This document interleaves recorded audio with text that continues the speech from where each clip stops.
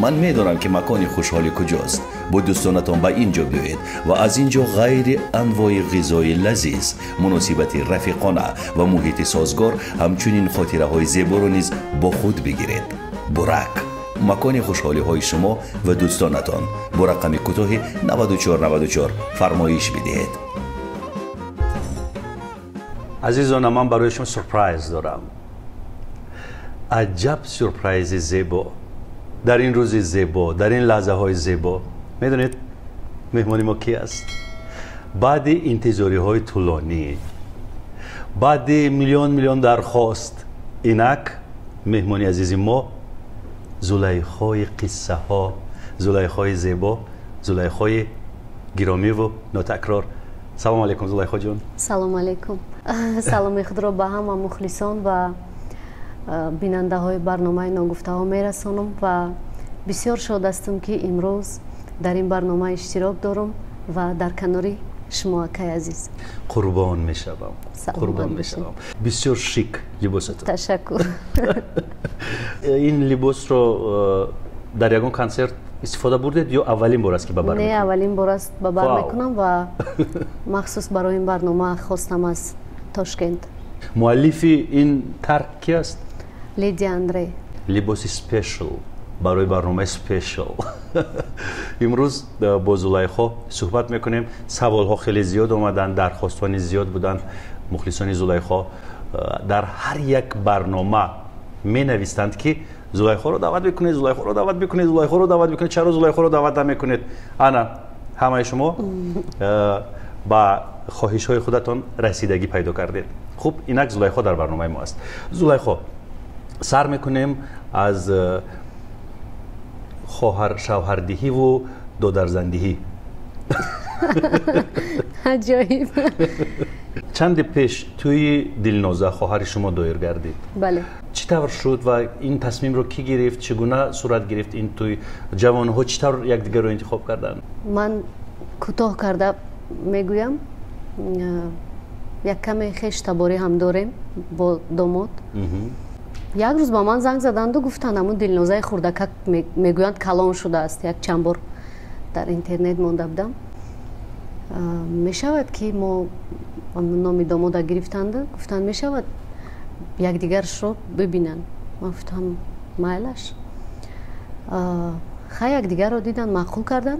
توش زندگیشون چطور است؟ خوب است، شکر خدا. داماد چه خیلی است؟ داماد خیلی خوشبخت است، خرسند است. بچه خوب است؟ بهترین است. بله. توی برادرتان بود چند سال پیش و من فهمیدم که برادر کلانیتان را نیو، برادر خوردیتان را شما ویلادار کردید. اولا عاشق شد. فقط به خاطر عشق؟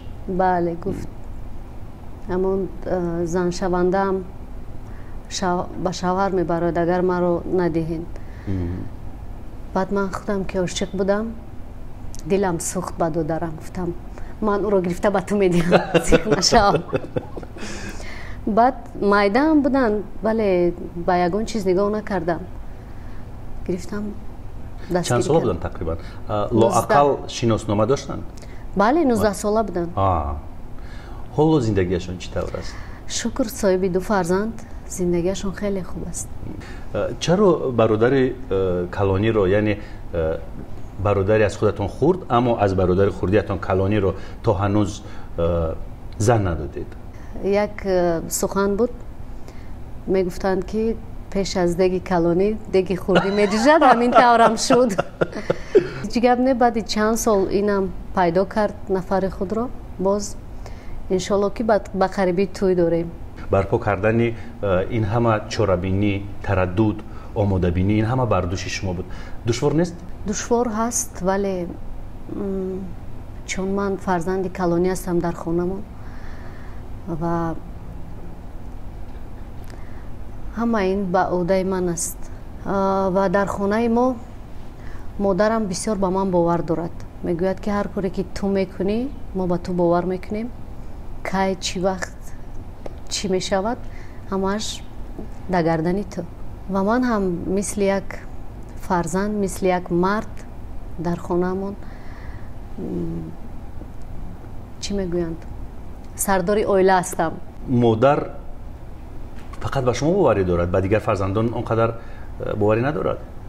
چون آنها خیلی خورد بودن که من هنرمند شدم. تقریبا 12 سال است که بار این خانه رو من میکشونم.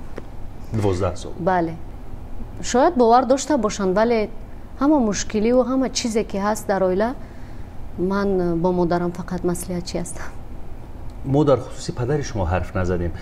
پدر شما من شنیدم که در اوکراین هست. بله.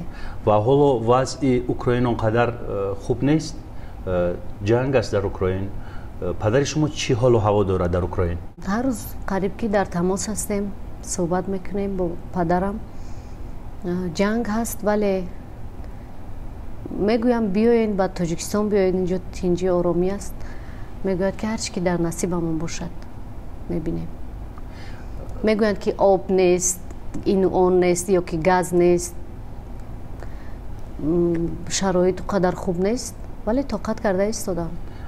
در اوکراین زن دارد؟ بله. زن اوکراینی؟ بله. شما باری به اوکراین رفتید؟ بله. به نزد پدر رفتید؟ بله. مادرندری خود رو دیدید؟ بله رفته بودم. زنی خوب است؟ او رو هم تکلیف کردم، تاجیکستان آمد تماشا کرد. آمد یعنی مهمانی آوردید؟ مهمانی آوردم به خانه خودم. با مادرتان واخورد؟ بله. جنگ نکردن؟ نه، مادری من الکی فراموش کرده است. نقص قبول کرد مادر؟ بله، مادرم نقص قبول کردن، مهمانداری کردن، باز به خانه خویش تبار خودشان بردن. خیلی پدر من به غیر من دیگر فرزند ندارد.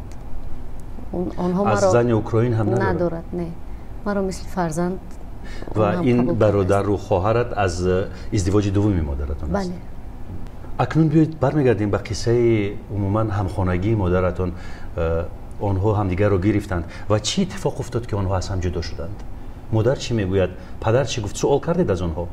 بله سوال کرده بودم وقتی که خورد بودم. چی میگفتند؟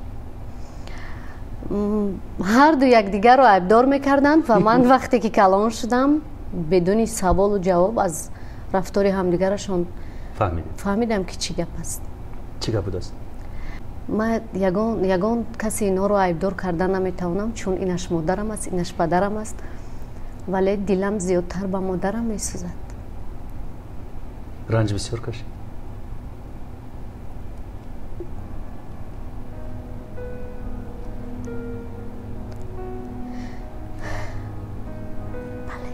بله. کمی سکوت میکنیم؟ زلیخا جان کمی به خود بیایند.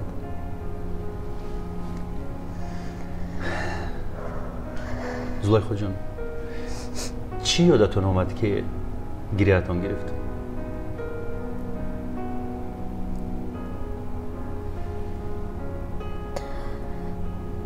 رنج و مشقتی مادر؟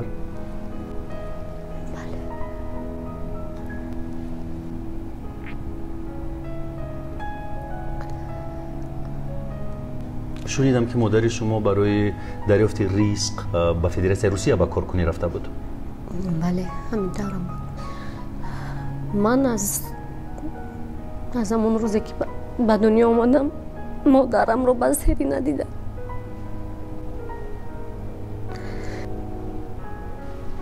چون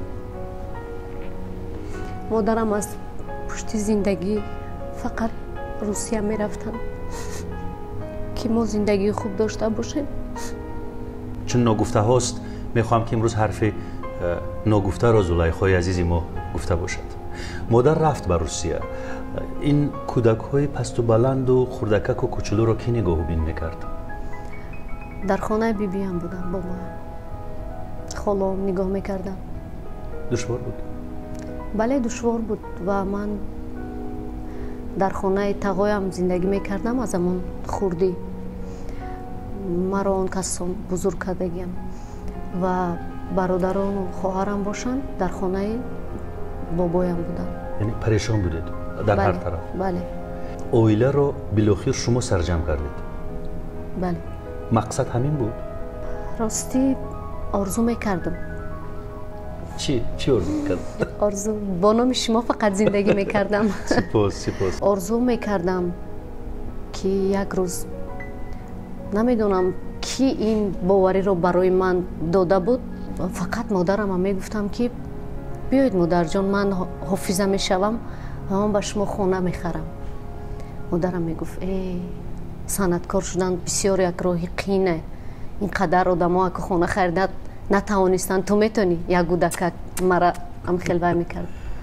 سخنی آخرین هم این بود که مادر جان چون که هیچ کس راضی نبود خانواده که من هنرمند شوم، گفتم مادر جان اگر شما اجازت بدهین که من هنرمند شوم، من هیچ وقت آبروی شما رو نمیریزونم، من وعده میدهم و من میخواهم که برای شما خانه خریداری کنم، چون شما نمیخواهم که زود از ما دور باشید، یعنی به روسیه نروید دیگر.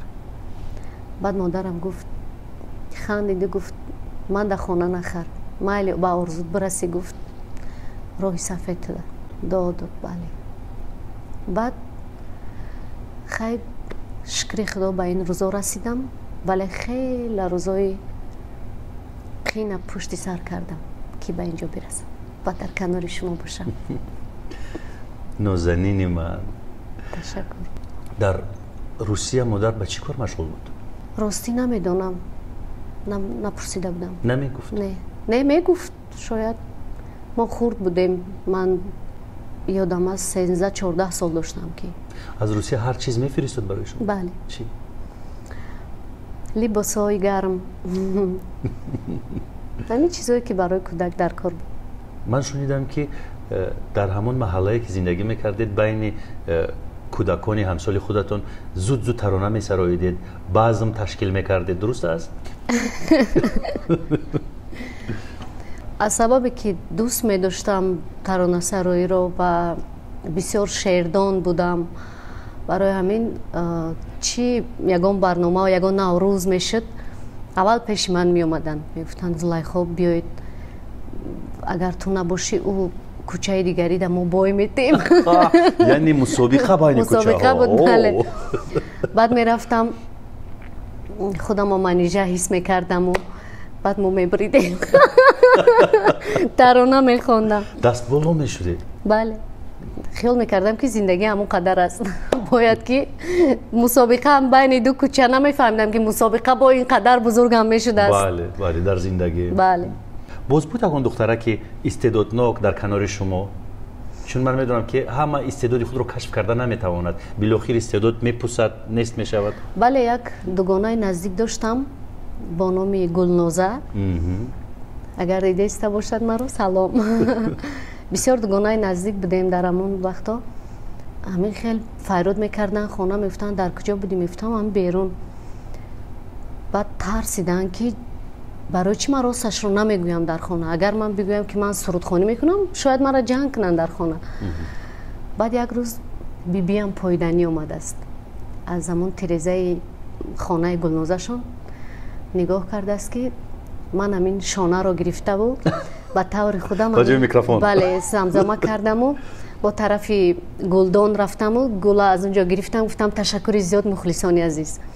بعد این صحنه رو بیبیم دیده است.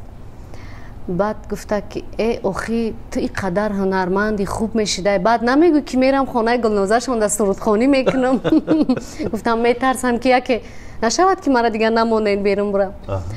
بعد گلنازه بسیار استعدادی خوب هم داشت، از من در اون بسیار ذوق داشت که خواننده شود. آوازی خوب داشت؟ آوازی خوب داشت. فکر کنم از عائله هنرمند بود، کدام یگان تقایش بود فکر کنم هنرمند بودن و شوهر کرد. شاید صدقا نخواست، نمیدونم. بعد از بین هر دوی ما من بیشتر کوشش کردم. تصمیم اهل خانواده و مخصوص بیبیتون این نبود که زلیخا کلان شود و در حال توی کنیم به شوهر بدیم گسل کنیم برود به خانه بختش؟ نمیگفتند خیلی؟ همین طور بود. مقصد همین بود؟ بله. بین دوگانه هایم من خیلی خوردکک بودم، ولی در بین همه من یکم یاد گرفتم نان پختن رو در تنور و کاری خانه رو، چون فقط بیبیم میگفت که همین یک گپ داشتن، همین یک بهار دیگر هم میخری تویید میکنم بچم. گفتم ای خدا من تیز یاد گیرم همه کارا که گپ نشنوم از اونجا. همین سخن رو در مغز شما جای کرده بودن؟ بله. در خانه شوهر نه میگفتن که در خانه شوهر خانه مادرت نیست. که چیز باید کار رو به خوبی یاد گیری. همین تازگی رو چقدر دوست می داشتن بعد به من هم یاد دادن. یک گفته شما دقت من رو خیلی جلب کرد. شما گفتید که بیبیاتون از دور نگاه کرد که شما چگونه ترانه میخونید و بعد پرسید، شما گفتید که ترسیدم که مبادا دیگر از این به بعد اجازت نمیدید. یعنی بیبیاتون مقابل بود؟ این ترس از کجا در دل شما پیدا شده بود؟ بیبیاتون نمیخواست که شما راه هنر رو پیش بگیرید؟ نه البته مقابل بود. چی میگفت؟ زیادتر وقتم رو میگفت در دوزندگی و پزندگی و همین چیزا باید گذرانی. سرود خواندن اجازه نمیداد؟ نه نمیماند. در پیش بیبی عموما نمیسرد؟ نه دوست نمیداشت؟ نه دوست نمیداشت. یگان بار به هنگام سرودخوانی شما رو دستگیر کرده بود؟ در اول راضی نبودن. بعد اولین سرود ما در تلویزیون سفینه ثبت کرده بودم. همون را خوانده استم. شب سالی نو بود یادم است. یاد رویت میکنم همون در نه سرودی وطن. سرودی وطن. بله. کفتر بشوم. بله. این ترانه رو من دوست می‌دارم. همین سرود رو سرایده بودم. بعد بیبیم زنگ زد گریه کرد که اینقدر صدای خوب داری، قدر نمیتونم که صدا تا بشنوم و خاموش بشینم، فقط گریه میآید مرا. و باز گفت که پنهانی از همه فکر کنم در تلفن. گفت زلیخا جان 700 سامان جمع کردم روی کنم یک باید دیگه بخرم.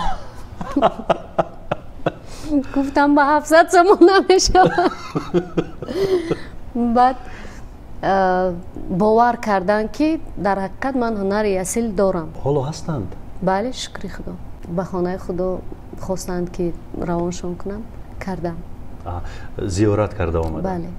پس درود میگوییم به این بیبی نازنین که 700 سامان رو جمع کرده با زلیخا دادنی بوده است. این جسارت است، این است دستگیری.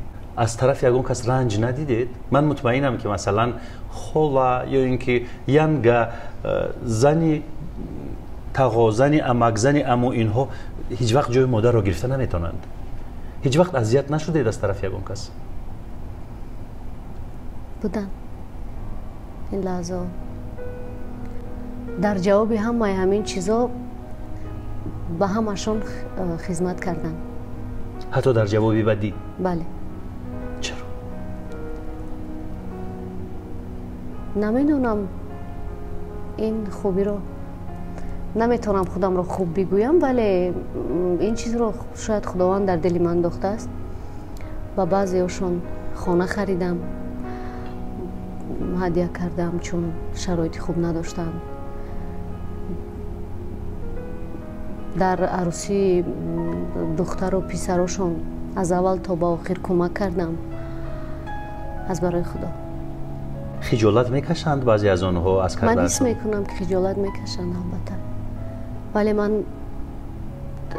اجازت نمیدهم که من خیلی رفتن گیرد. من با یگان شوخی و خنده و با یگان چیزی داشته باشم هدیه میکنم که فکر کنن که من فراموش کردم. بخشیدید همشون؟ بله بخشیدم.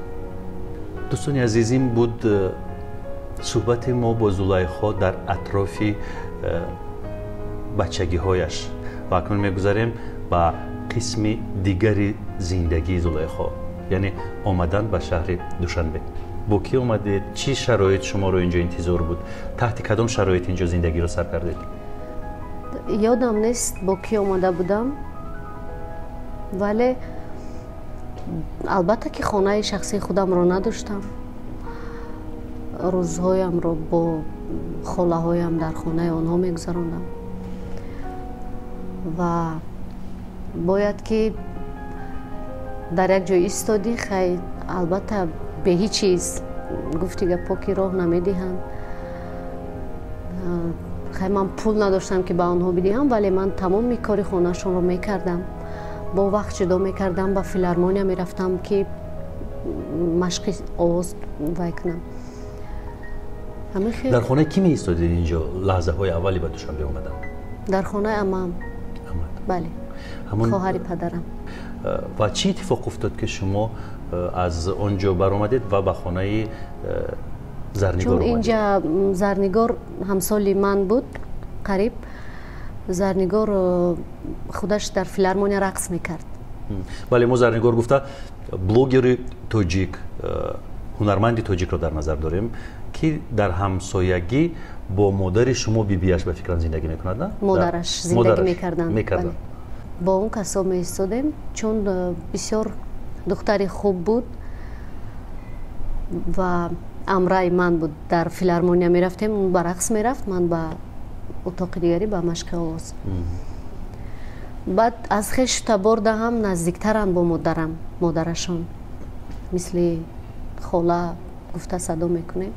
اونجا یگان اتفاق افتاد؟ چون که من یک وقت فهمیدم که مناسبت های شما با زرنگار کمی سرد شده است. این کی بود و چگونه بود و باز به هم سازش کردید؟ شنیدم. نمیدونم، یاد ندارم که یگان وقت مناسبت های ما با زرنگار یگان سرد نشد؟ این همه سر و صدا آواز؟ نه، حتی تا امروز من هر جایی میبینم مثل یک خواهر خودم آغوشش میکنم، دوستش میدارم، چون از یکدیگر دور نباشیم. گفته پیاده میرفتیم که گپامون با یکی تمام نشود. گفته فیلارمونیا گفتید، اونجا کار میکرد؟ زرنگار؟ هر دویتان؟ نه، من میرفتم که سرودخوانی رو یاد بگیرم. کی به شما یاد میداد درس آوازخوانی رو؟ یک مرد بود، نامشون اکای الهام، نوازنده بودن و همون کسا با من کمک میکردم. من مشق آواز میکردم همراه اون کسا. چرا از فیلارمونیا رفتید؟ سبب چی بود؟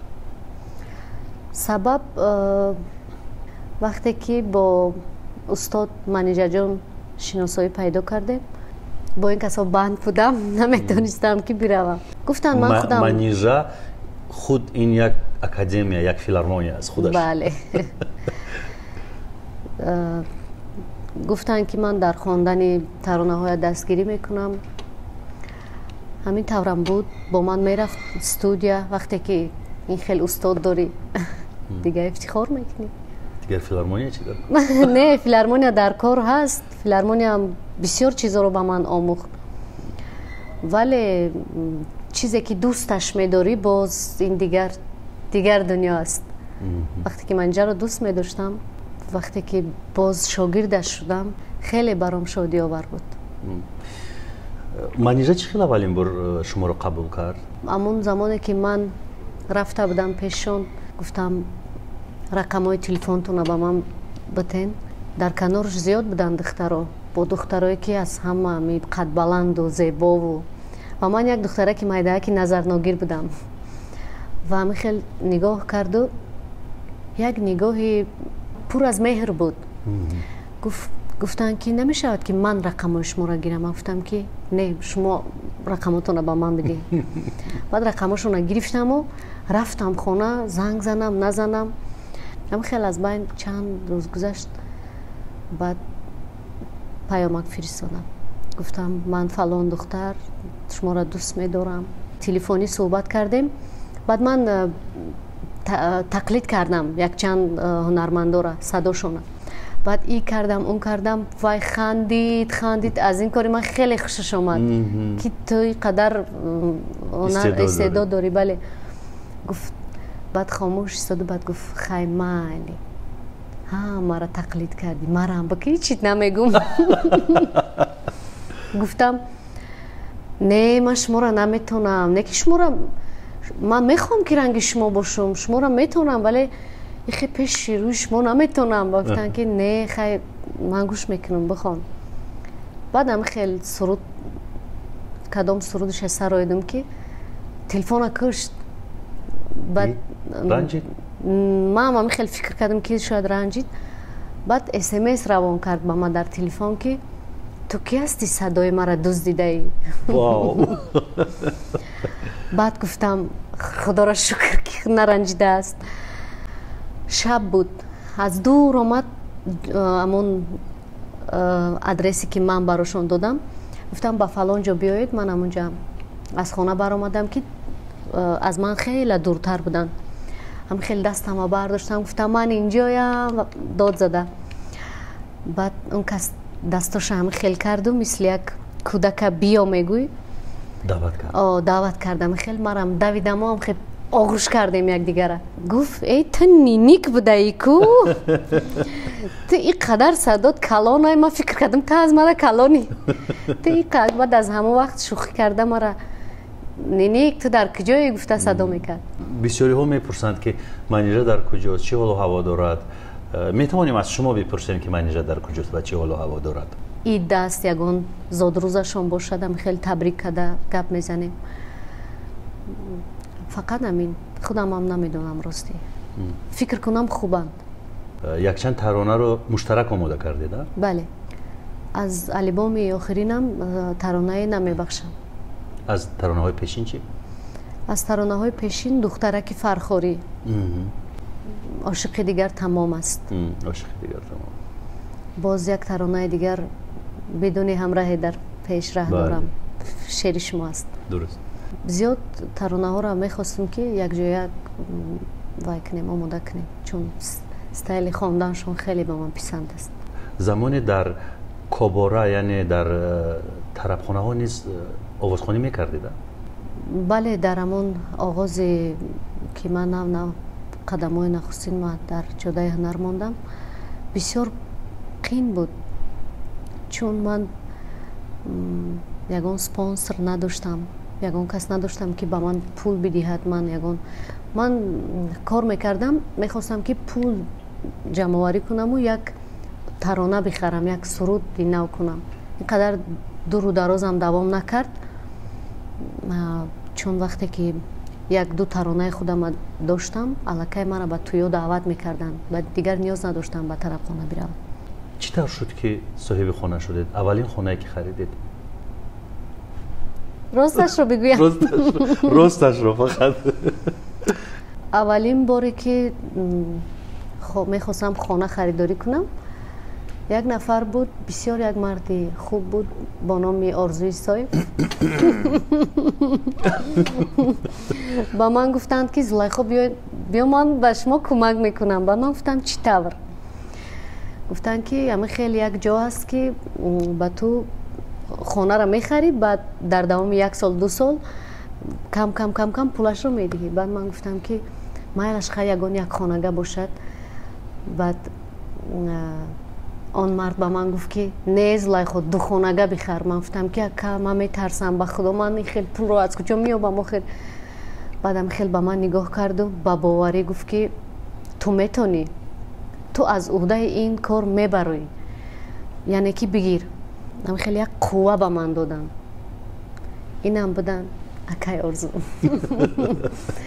ҳамин қадар ба боварӣ гуфтем ки фикр кардам ки шояд метавонам, худам намедонистам. ва баъд маълум шуд ки дар муддати кӯтоҳ ҳам дар фикр кунам 3 ё 4 моҳ ман ҳамон пули хонаро хоб нарафтаму ҳамин дар хидмати мардум будаму тӯй мерафтаму ҳатто ба худам курта намехаридам. метарсидам аз қарз. хай духтари ҷавон.